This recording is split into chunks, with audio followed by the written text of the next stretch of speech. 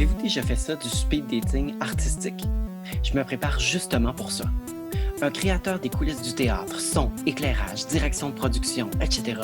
vient me rejoindre dans un monde virtuel et me laisse entrer dans son univers pour continuer de créer malgré tout, pour que vous puissiez créer aussi.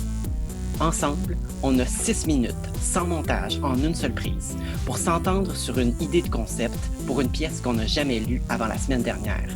Et maintenant, on se rencontre pour la première fois.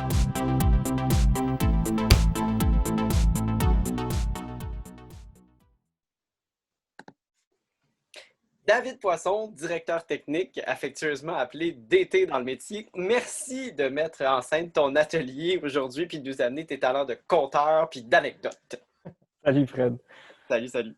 En fait, le métier de DT, tu le qualifies d'artisan. Qu'est-ce que tu veux dire par là?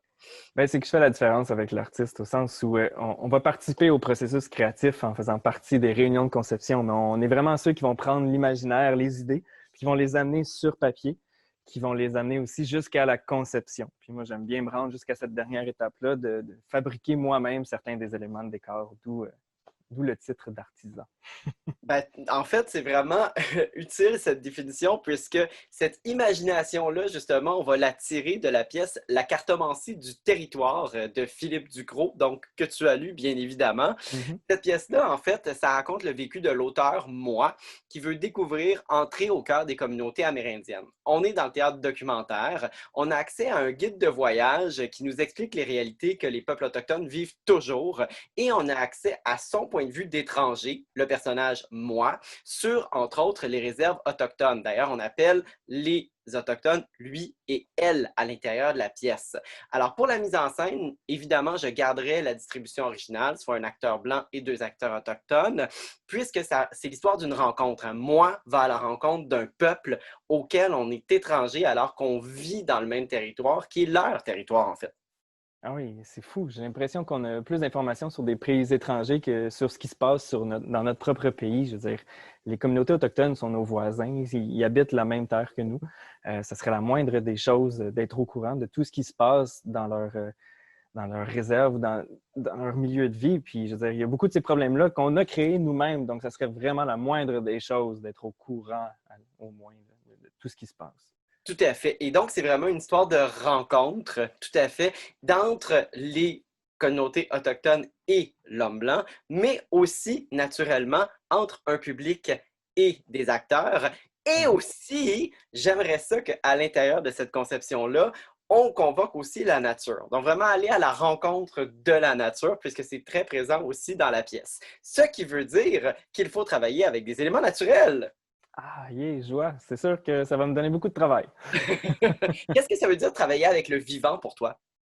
Ben, c'est beaucoup d'imprévus, c'est sûr. On essaie de gérer des choses qui font un peu ce qu'ils veulent, en fait.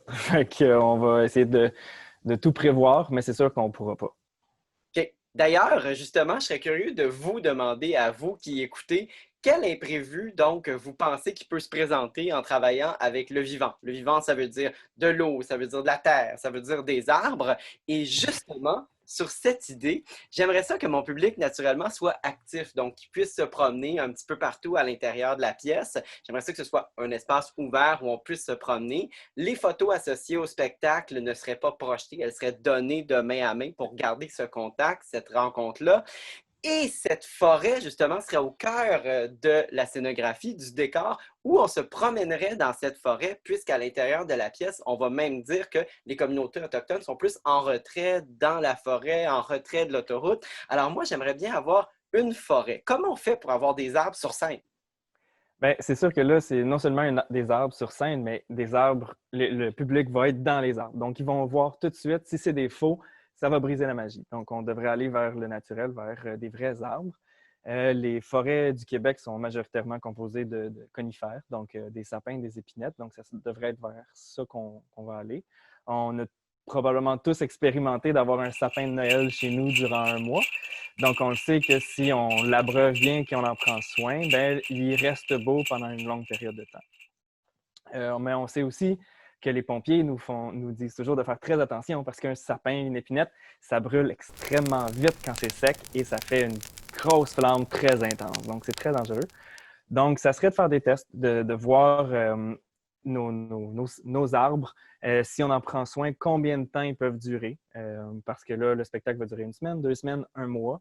Donc, ça serait de vérifier combien de temps on est capable de les garder à l'intérieur. Puis, ça serait aussi, ce serait principalement ça comme problématique. Donc, juste de vérifier qu'on soit capable de bien les garder humides, parce que dans le fond, n'importe quel élément de décor va devoir être testé, va devoir résister à une flamme vive pendant au minimum 10 secondes. Si ça passe ce test-là, ben, on est bon, on est bon avec les pompiers, donc on est bon pour le spectacle. C'est fou ce que ça rencontre, cette rencontre-là, justement, entre le public, les acteurs et la nature peut créer aussi comme problématique, donc sur scène, si on veut le présenter sur scène. Et évidemment, pour moi, ça ne s'arrête pas là. Je voudrais que l'expérience immersive soit encore plus grande. On se promène dans la nature, on se promène dans les forêts, dans le lieu, donc, de prédilection des Autochtones. Je voulais savoir justement comment on pourrait faire ça, d'aller dans de la terre, justement, d'aller dans de l'eau. Comment on pourrait amener ces éléments-là sur scène? Ben, c'est des éléments qui ont été souvent amenés sur scène, donc c'est pas un trop gros problème. Ça amène leurs problématiques, c'est sûr. Donc, admettons la terre, ben, la terre, la terre va finir par sécher avec tous les spots d'éclairage. Donc, un coup qu'elle est sèche, ça va devenir la poussière. Donc, quand les comédiens vont jouer dedans, ça va devenir volatile. Puis là, les comédiens vont la respirer, puis ils vont se mettre à tousser tout le long du spectacle. Pas intéressant. Donc, pour régler ce problème-là, ben, il suffit simplement de l'humidifier un peu pour qu'elle reste au sol. En réglant ce problème-là, tu t'en crées un autre. Tu viens de créer de l'humidité dans ta terre. Ta terre va être sur le plancher du théâtre et les planchers de théâtre au Québec sont majoritairement faits en bois. Et on sait que le bois et l'humidité, c'est pas le meilleur des mix. Donc, mais ça va être de simplement mettre une grande toile imperméable pour créer une séparation entre ces deux éléments-là. Même chose pour l'eau. On va venir se faire un bassin imperméable pour mettre l'eau. Mais dans les deux cas, c'est des objets qui vont avoir une masse très importante. Donc, ça va être de vérifier avec la direction technique du théâtre où on va jouer que le plancher du théâtre est capable de supporter cette charge-là parce que c'est très lourd. Et en plus de ça, ben là, on reste dans le vivant. Donc, on reste avec des éléments, surtout que là, on va humidifier la terre. On reste avec des éléments qui ont des micro-organismes en eux, donc qui vont vouloir proliférer. Donc, la terre, si tu l'humidifies trop, ça va créer des champignons. Ça m'est déjà arrivé. Puis un coup que les champignons sont pris, ben c'est foutu. Ils vont être là, ils vont revenir toujours. Donc, malheureusement, il faut que tu t'en débarrasses, puis il faut que tu ramènes de la terre, ce qui est éreintant comme processus. Donc, tu essaies d'éviter. Même chose avec l'eau, c'est de l'eau stagnante. Donc, si tu la laisses trop longtemps, elle va finir par devenir verdâtre, il va y avoir des odeurs. On ne veut pas ça, surtout si le comédien joue dedans, ça ne tentera pas. Alors, ça risque d'impliquer de la changer tous les soirs, au moins. Donc, c'est ça. Dès qu'on joue avec le vivant, c'est beaucoup d'imprévus. On va essayer d'en prévoir le plus possible pour nous garder assez d'énergie et de temps pour faire face à ce qu'on ne pourra pas prévoir. Évidemment, c'est exactement comme le voyage de Philippe Ducrot à l'intérieur de la cartomancie du territoire. C'est se lancer devant les imprévus, devant l'inconnu, puis on s'attend un peu à quelque chose, mais finalement, on est complètement déstabilisé. Puis c'est fou comment créer ce lien entre l'imaginaire de base, puis mettre ça carrément en plan et en sécurité. C'est vraiment toute une complexité. Ah oui.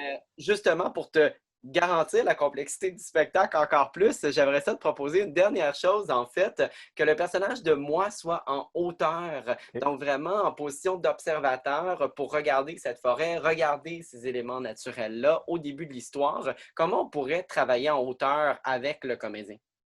Travailler en hauteur avec le comédien, donc, vu que ce ne sera pas du public, on peut se débarrasser des rambardes. Déjà, esthétiquement, ça va être beaucoup plus joli. Mais le risque premier reste les chutes. Donc, il va falloir établir avec le scénographe, mais aussi avec le comédien, un périmètre, une plateforme assez grande pour que le comédien se sente à l'aise de pouvoir jouer, de pouvoir faire tous ses déplacements sans encourir le risque de tomber. Donc, il va rester un périmètre de sécurité où il ne va pas aller. Comme ça, si jamais il fait un faux pas, ben, il ne se retrouve pas automatiquement dans le vide. Donc, ça va être principalement de voir ça avec la mise en scène, avec la scénographie, mais avec beaucoup le comédien, tant qu'il se sente à l'aise dans son espace, puis que c'est un espace relativement sécuritaire pour lui, pour ne pas qu'il plonge vers le vide. Et par rapport à la régie, si jamais on est justement terre à terre, tout le monde est sur le même niveau. Qu'est-ce qu'on fait Exact. pour pouvoir placer la régie, justement? Est-ce que tu aurais une idée? Bien, c'est sûr qu'on serait mieux de la mettre en hauteur parce que là, on vient de créer un espace commun pour le public et les spectateurs, pour les spectateurs et les comédiens. Donc, et en plus, on est dans une forêt. Donc, c'est sûr que la régie, elle verra rien, puis il y a des bonnes chances qu'elle l'entende très peu. Donc, ça peut mettre en danger le spectacle. Donc, on est mieux. Là, on crée déjà une plateforme pour le personnage moi. Est-ce qu'on peut créer une autre plateforme ou la mettre sur. Est-ce qu'on peut mettre la régie sur la même plateforme que le personnage de moi? Ben, en fait, j'ai même une idée que je vais te partager directement. Si justement ces deux plateformes-là étaient carrément des pylônes électriques, donc qui sont évoqués souvent dans les photos de Philippe Ducrot qui suivent la pièce, est-ce que ça pourrait pas être deux gros pylônes, justement, même avec les fils électriques, justement, qui représentent cet homme blanc qui est présent quand même? Ben oui, ben c'est parfait. Puis des praticables de théâtre, quand on leur met des croisillons pour les stabiliser, ben ça ressemble beaucoup à une base de pylône électrique. Donc, c'est merveilleux. On va avoir la plateforme du personnage de moi. Puis, on va avoir une plateforme aussi pour la régie. Donc, elle, c'est sûr qu'elle va super bien voir, bien entendre. Donc, le spectacle, ça va être merveilleux. Il va juste falloir faire attention avec ces plateformes-là, de peut-être devoir mettre des tapes, faire attention vu que le spectateur va être là pour pas qu'il se cogne contre les barreaux ou contre les croisillons des praticables. Mais sinon, c'est super. Puis tu vois, je viens de te faire une petite plantation. Je ne sais pas si tu veux qu'on regarde ça. Donc, Oui, de ce que ça pourrait avoir l'air. C'est si on enligne les deux plateformes, on vient vraiment de se créer une ligne électrique comme on en a beaucoup au Québec. Donc, on pourrait suspendre des fils puis vraiment créer la réserve autochtone entre deux, dans une ligne électrique, dans la forêt. C'est le dénaturement complet. ça montre vraiment ton plan, là, à quel point c'est complexe. Justement, on part avec une idée sensible, puis après ça, il faut Mhm. la rendre techniquement parlant, puis à quel point c'est complexe, justement. Et ça fait 360 secondes, tu m'as montré ton plan Ah, juste à temps, qu'on discute donc de direction technique sur la cartomancie du territoire de Philippe Ducrot avec David Poisson, directeur technique. Merci beaucoup, donc, d'avoir fait l'exercice avec moi. merci à toi. Et je serais surpris de vous demander, en fait, je suis sûr que David aussi le serait, lequel des problèmes vous a surpris, lequel des problèmes techniques vous avez fait, ah oui, ça, j'y avais pas pensé. On va lire vos réponses en grand nombre. Merci beaucoup.